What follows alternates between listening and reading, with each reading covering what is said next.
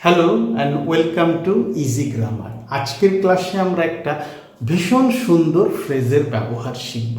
বেশিরভাগ ক্লাসেই আমি ফ্রেজ নিয়েই আসি, কিন্তু আজকের ফ্রেজটা অন্যান্য যে ফ্রেজগুলো আমরা এতদিন ব্যবহার করেছি তার থেকে একটু আলাদা। মানুষ বিরক্ত হয়, আমরা বিরক্ত হই। কেন বিরক্ত হই? কেউ আমাদের বিরক্ত করে, তবেই তো আমরা বিরক্ত হই, নয়তো বিরক্ত হওয়ার কোনো কারণই থাকে না। লাস্ট বেঞ্চের ছেলেগুলো ক্লাস চলাকালীন কথা বলছে, এতে তারা টিচারকে বা ক্লাস টিচারকে বিরক্ত করে তুলছে।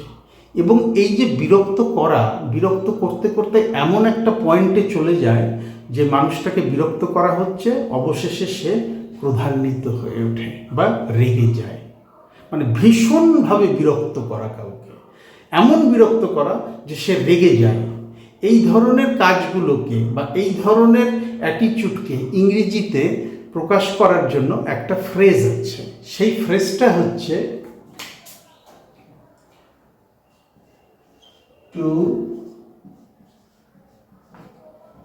ড্রাইভ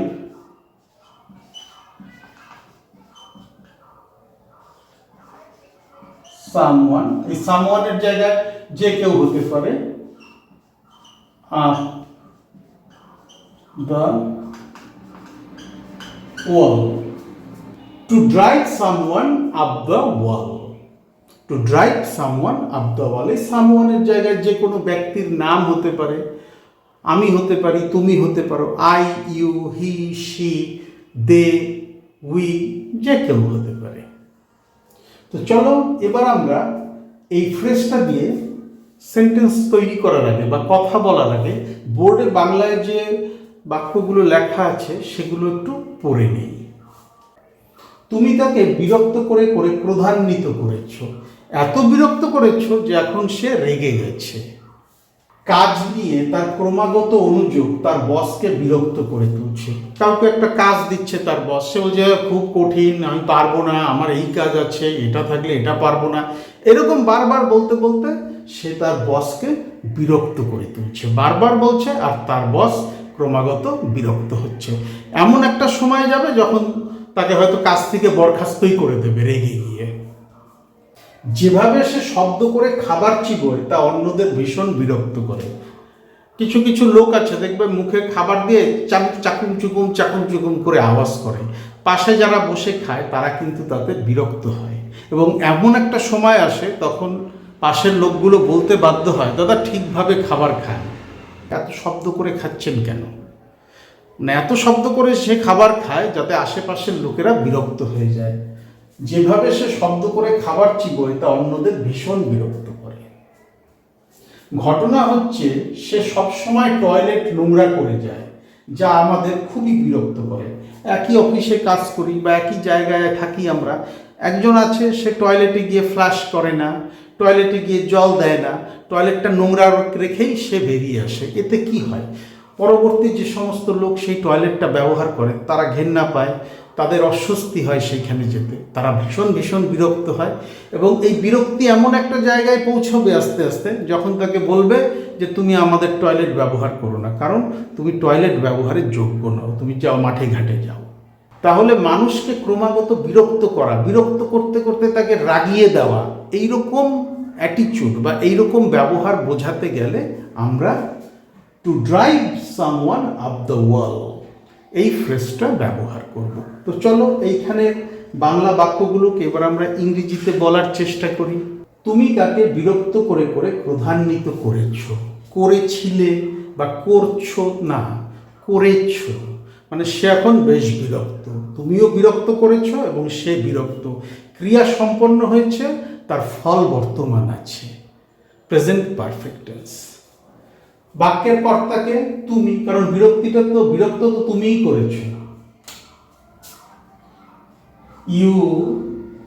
প্রেজেন্ট পারফেক্ট টেন্সে মূল ক্রিয়ার আগে আমাদের হ্যাভ বা হ্যাজ এই দুটো অক্সিলারি ভার্বের যে কোনো একটা বসাতে হয় বাক্যের কর্তা অনুযায়ী। তো যেহেতু এখানে বাক্যের কর্তা সেকেন্ড পারসন সিঙ্গুলার নাম্বার, তো আমরা এখানে সহায়ক ক্রিয়া বা অক্সিলারি ভার্ব হ্যাভ ব্যবহার করব। ইউ হ্যাভ ড্রাইভ, মূল ক্রিয়া তো এখানে drive, drive up the wall, drive someone up the wall. তো ড্রাইভের পাস্ট পার্টিসিপেল ফর্মটা বসাতে হবে, কারণ প্রেজেন্ট পারফেক্ট টেন্সে আমি যখন সহায়ক ক্রিয়া হ্যাভ বসিয়ে দিয়েছি তারপরে মূল ক্রিয়ার পাস্ট পার্টিসিপেল ফর্মটা আমাকে বসাতে হবে। You have driven, drive, drove, driven. You have driven, তাকে, কাকে করেছ বিরক্ত? তাকে। ড্রিভেন হিম, ড্রাইভ সামওয়ান, এই সামওয়ানটা এখানে হিম হলো। You have driven him up the wall, you have driven him up the wall. পরিষ্কার হলো? কাজ নিয়ে তার ক্রমাগত অনুযোগ তার বসকে খুব বিরক্ত করে তুলছে, তুলছে। কাজ নিয়ে তার ক্রমাগত অনুযোগ তার বসকে খুব বিরক্ত করে তুলছে, মানে ধীরে ধীরে তার বস বিরক্ত হচ্ছে এবং এমন একটা সময় আসতে পারে যে বস বলবে থাক তোমার আর কাজ করতে হবে না, তুমি যেতে পারো, আমি অন্য লোক রাখবো। মানে তার বস রাগে ফেটে পড়তে পারে। তো আমি দেখছি যে সেন্টেন্সটা রয়েছে প্রেজেন্ট কন্টিনিউয়াস টেন্সে, কারণ ক্রমাগত সে অনুযোগ করছে এবং তার বস বিরক্ত হচ্ছে, সে তার বসকে ধীরে ধীরে বিরক্ত করে তুলছে। তো এই সেন্টেন্সটা আমি লিখব প্রেজেন্ট কন্টিনিউয়াস টেন্সে। হার, এখানে তার ক্ষেত্রে আমি হার ব্যবহার করছি। হার ক্রমাগত, constant.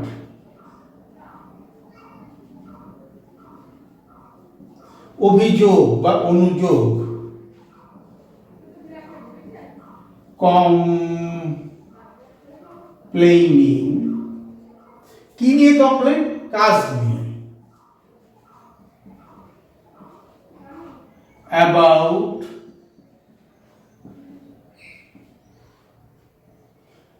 Her constant complaining about the job. কি করছে? তার বসকে বিরক্ত করে তুলছে। is driving her boss up the wall.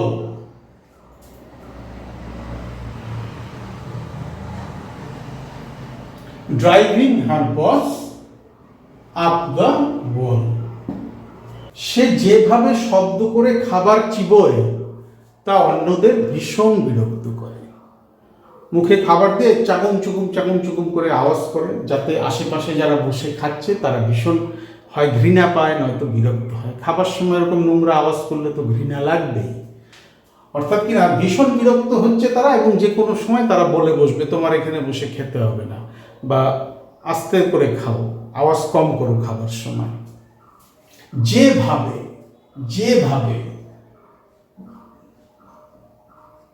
the way,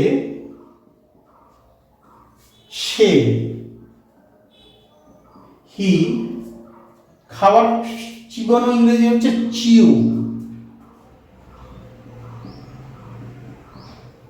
এবং তার সাথে যুক্ত হবে এস, কারণ এখানে বাক্যের কর্তা থার্ড পারসন সিঙ্গুলার নাম্বার, বাক্যটা রয়েছে সিম্পল প্রেজেন্ট টেন্সে। ফলে এইখানে যে মূল ক্রিয়া চিউ, চিবানো, তার সাথে আমাকে এস যোগ করতে হচ্ছে গ্রামারের নিয়ম অনুযায়ী। দ্য ওয়ে হি চিউজ, কার খাবার খায়? তারই খাবার খায়, তার প্লেটেরই খাবার খায়। হিজ ফুড, কেমন ভাবে খায়? শব্দ করে, লাউডলি, তা অন্যদের ভীষণ বিরক্ত করে। ড্রাইভস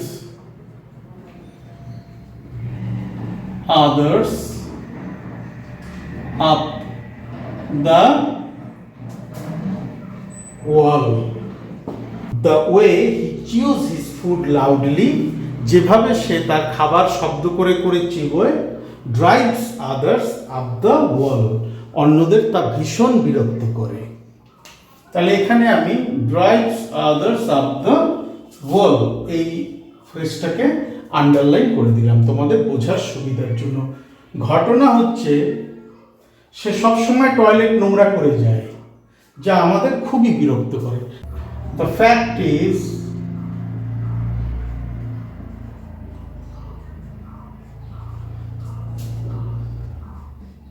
হি সবসময়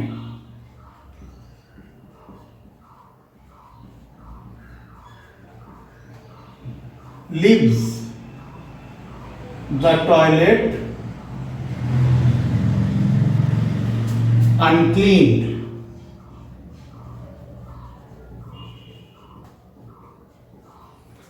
যা which আমাদের খুবই বিরক্ত করে। আমাদের